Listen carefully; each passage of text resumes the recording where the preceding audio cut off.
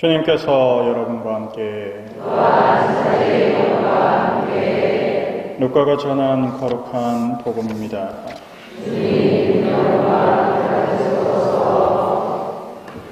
그때 예수님께서 여리고로 들어가시어 거리를 지나가고 계셨다. 마침 거기에 자케오라는 사람이 있었는데 그는 세관장이고 또 부자였다. 그는 예수님께서 어떠한 분이신지 보려고 애썼지만 군중에 가여 볼 수가 없었다. 키가 작았기 때문이다. 그래서 앞질러 달려가 돌무화과 나무로 올라갔다.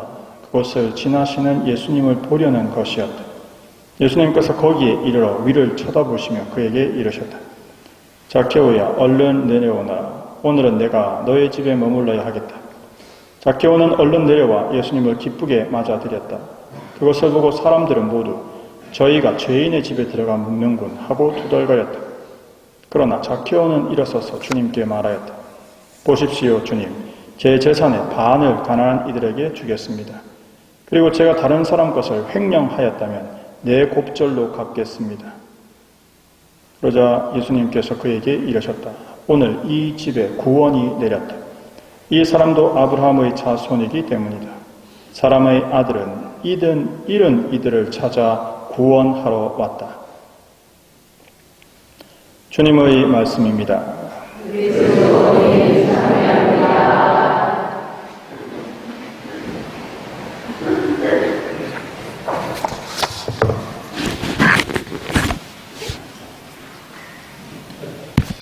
오늘 10월 2일은 위령의 날이지만 부산교구에서는 내일 월요일로 이동해서 지내기로 했기 때문에 우리 본당도 교구장님 방침대로 위령의 날은 내일로 이동해서 봉헌하도록 되겠습니다.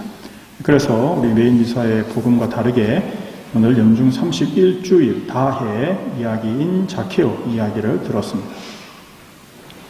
제가 자케오 이야기를 들을 때 물론 평신도 때 그때 평신도 그때 아직 학생 때였지만 자케오 이야기를 들었을 때 가장 먼저 관심이 갔던 건 키가 얼마나 작을까 였습니다.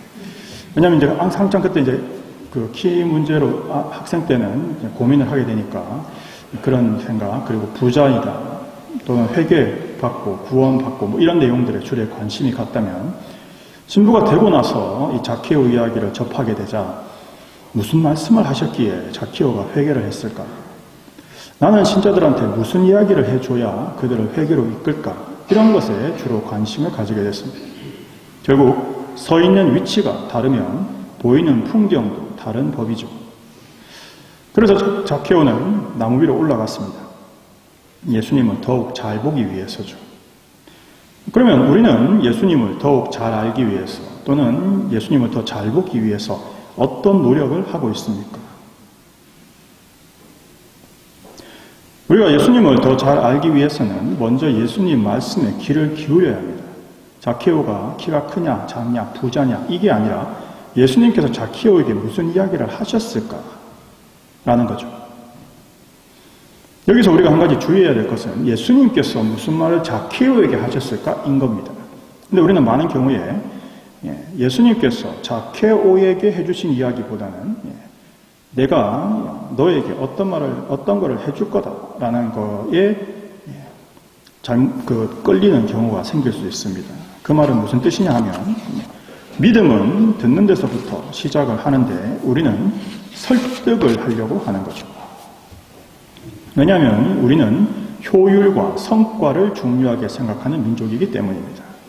따라서 복음을 전할 때도 효율과 성과를 생각합니다. 그래서 주로 이렇게 질문을 하죠. 이번에 예비자가 몇 명이 있습니까? 그 중에 세례 몇 명이나 받았습니까? 교리는 몇 달이나 했습니까? 세례받은 신영세자들은 몇 명이나 성당에 나옵니까? 이런 질문이죠. 뭔가 이상한 걸 느끼셨습니까? 이거는 느끼셨든지 안 드셨든지 그건 중요한 게 아닙니다. 사실은 핵심은 예수님께서 자케오에게 하셨던 말씀에 우리가 핵심을 가지고 있다면 자케오가 키가 크냐 작냐, 자케오 재산을 얼마나 내놨을까, 이런 게 중요한 게 아니고 자케오가 어떤 말을 들었길래 회개를 했을까라는 겁니다. 따라서 이 모든 성과가 수량화, 데이터화 될 수 있는 건 아닙니다. 사실 오늘 자키오 이야기를 듣고 우리가 느꼈어야 하는 점은 예수님께 중요한 것은 효율이나 성과가 아니라는 거죠. 우리는 예수님의 제자라고 이야기를 하면서도 예수님의 길을 따르기보다는 우리 문화 또는 우리 사회가 가르치는 효율과 성과를 추구하고 있지는 않는지 반성해 봐야 합니다. 그럼 이런 문제가 어떠한 것을 낳는가 하면 우리가 어떤 사람에게 우리의 신앙에 대해서 이야기를 할 때 야, 네가 천주교 신자가 되면 이런 거를 하나님께서 해주실 거야 라고 미래에 대한 이야기를 했을 때 그게 과연 옳은 거냐라는 거죠. 왜냐하면 내가 뭐길래 그 사람에게 하나님께서 그 사람에게 해줄 것을 보장하냐라는 겁니다.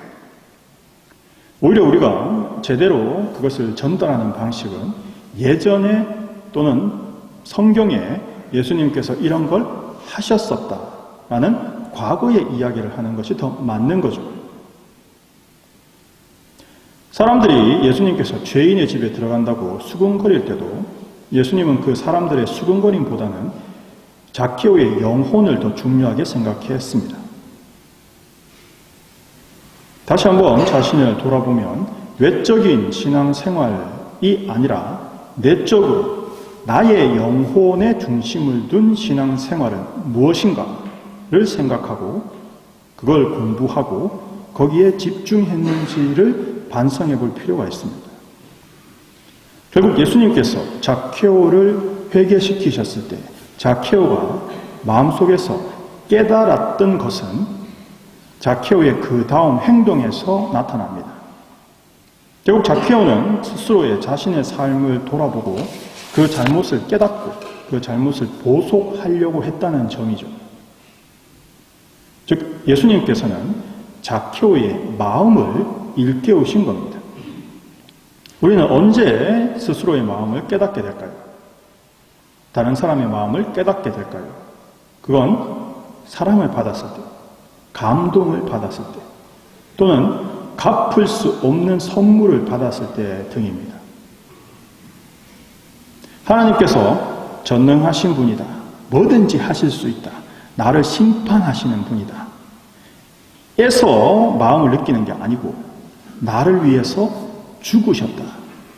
이걸 알 때 우리는 마음을 깨닫게 되는 거죠. 따라서 신앙은 효율과 성과가 아닙니다. 의미와 가치인 거죠. 자케오를 변화시킨 예수님의 마음을 우리는 읽어야 합니다. 어떤 사건도 마음을 기록하지는 않습니다. 왜냐하면 마음을 알 수가 없기 때문이죠. 결국 내용을 통해서 마음을 유추하는 겁니다.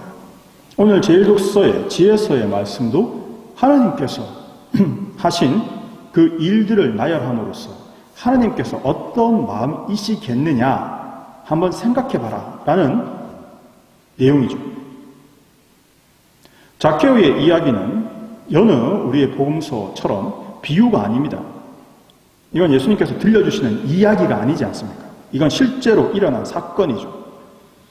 따라서 우리가 이 사건에서 봐야 하는 중심은 자케오가 아니고 예수님의 마음입니다. 즉 우리는 구원이라는 명목으로 효율과 성과를 중심에 두고 구원을 성취하려고 하는 거죠. 구원이라는 건 받아내는 게 아닙니다. 구원은 성과가 아니죠. 구원은 하나님과의 일치입니다. 우리가 천국에 들어간다라는 건 아싸 해냈다가 아니고요. 아 드디어 주님과 하나가 되었다라는 거죠. 즉 하나님의 마음과 일치를 이루는 것입니다. 하나님을 닮는 것이고 하나님처럼 되는 것이고 거룩하게 되는 성화이자 하나님을 닮은 모습, 하나님의 참된 자녀가 되는 신화가 되는, 신으로 변하는 신화인 것이죠.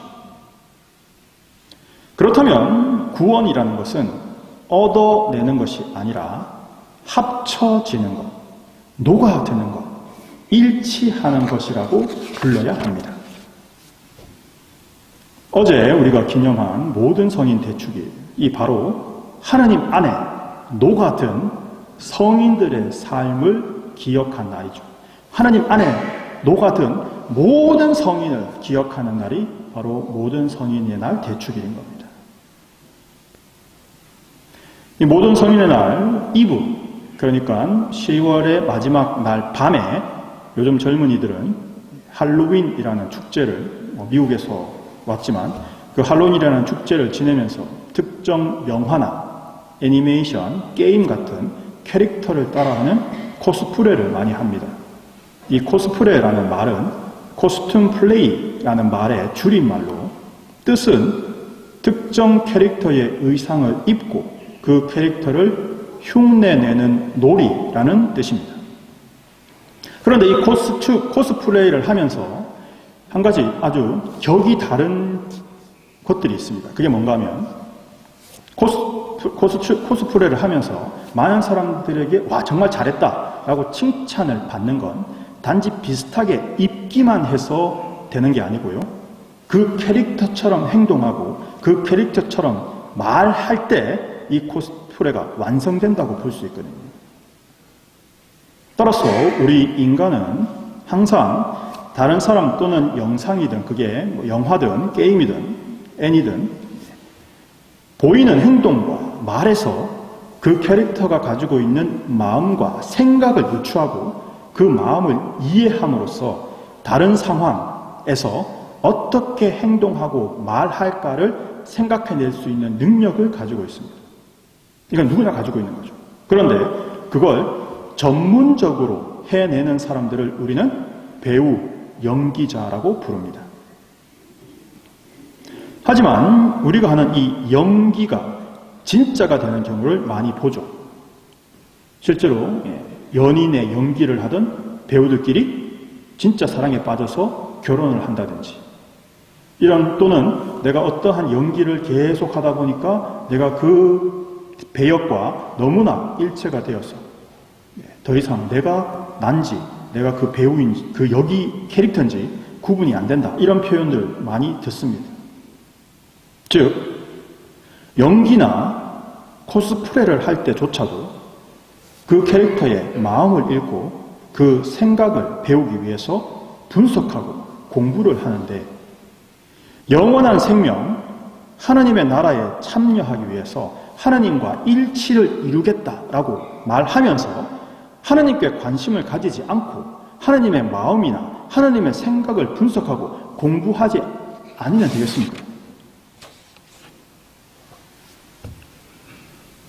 자케오 이야기는 바로 이처럼 하나님의 생각, 예수님의 마음을 배울 수 있는 아주 좋은 예이죠.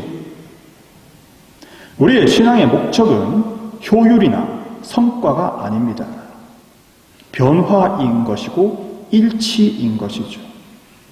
따라서 우리는 성경을 통해서 해야 되는 건 어떻게 하면 효율과 성과를 내느냐가 아니라 하나님의 마음, 예수님의 생각을 읽고 어떻게 하면 그 생각과 마음을 배우고 익히고 닮아갈 수 있느냐라는 겁니다. 그래서 예수님께서는 요한복음 15장 15절에서 이렇게 말씀하시죠. 나는 너희를 더 이상 종이라고 부르지 않는다. 종은 주인이 하는 일을 모르기 때문이다. 나는 너희를 친구라고 불렀다. 내가 내 아버지에게서 들은 것을 너희에게 모두 알려주었기 때문이다. 모두 알려주셨답니다.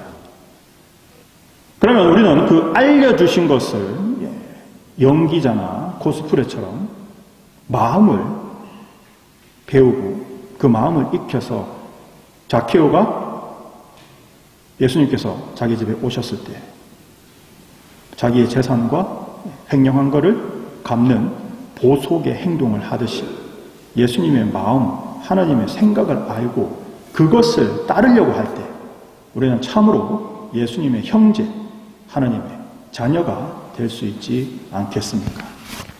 그렇게 사는 우리들이 되었으면 좋겠습니다. 아멘.